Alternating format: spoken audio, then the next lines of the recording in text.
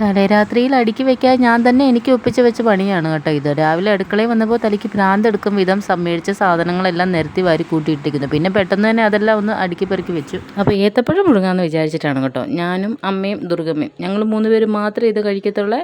പായുക്കുട്ടനും കണ്ണനും ആ ഭാഗത്തോട്ട് പോലും നോക്കത്തില്ല. എഴുന്നേറ്റ് വന്നതേ ബഹളമായിരുന്നു കേട്ടോ. മാങ്ങാപ്പഴം വേണമെന്ന് പറഞ്ഞിട്ട് സത്യം പറഞ്ഞാൽ മാങ്ങാപ്പഴം ആൾക്ക് ഇഷ്ടമേ അല്ല. പൊന്നൂസിൻ്റെ കാര്യമാണ് പറയുന്നത്. എഴുന്നേറ്റ് വന്നതേ മാങ്ങാപ്പഴം ചെത്തി കൊടുക്കണം എന്ന് പറഞ്ഞ് ഭയങ്കര കരച്ചിലായിരുന്നു. പിന്നെ ഞാൻ അതൊക്കെ രാവിലെ തന്നെ റെഡിയാക്കി കൊടുത്തു. രാവിലെ നമുക്ക് പുട്ടായിരുന്നു കേട്ടോ. റവ കൊണ്ടാണ് ഞാൻ പുട്ടുണ്ടാക്കിയത്.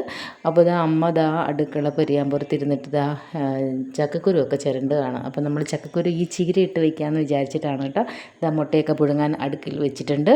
പിന്നെ ഇതൊരു സൂത്രമാണ്.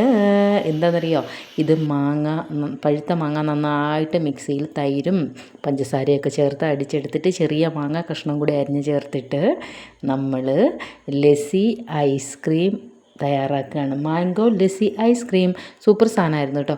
അപ്പോൾ ഇതാ ഉച്ചക്കത്തേക്ക് നമുക്ക് തോരൻ റെഡി. ചക്കക്കുരുവൊക്കെ മിക്സ് ചെയ്തിട്ടുള്ള തോരനില്ലേ, അത് റെഡി. പിന്നെ മുളകും തൈരും ഞാൻ ഉണ്ടാക്കിയിട്ടുണ്ടായിരുന്നു. പിന്നെ പൊട്ടറ്റോ മെഴുക്ക് പുരട്ടി. അപ്പോൾ ഇതെല്ലാം കൂടെ കൂട്ടി ഒരു 1.5 പിടി അങ്ങോട്ട് പിടിച്ചു. ഊണ് കഴിഞ്ഞ് കുശാലായിട്ടൊരു ഉറക്കമൊക്കെ കഴിഞ്ഞത് എണീറ്റ് കഴിഞ്ഞപ്പോഴത്തേക്ക് നമ്മുടെ മാംഗോ ലസ്സി ഐസ്ക്രീം റെഡി.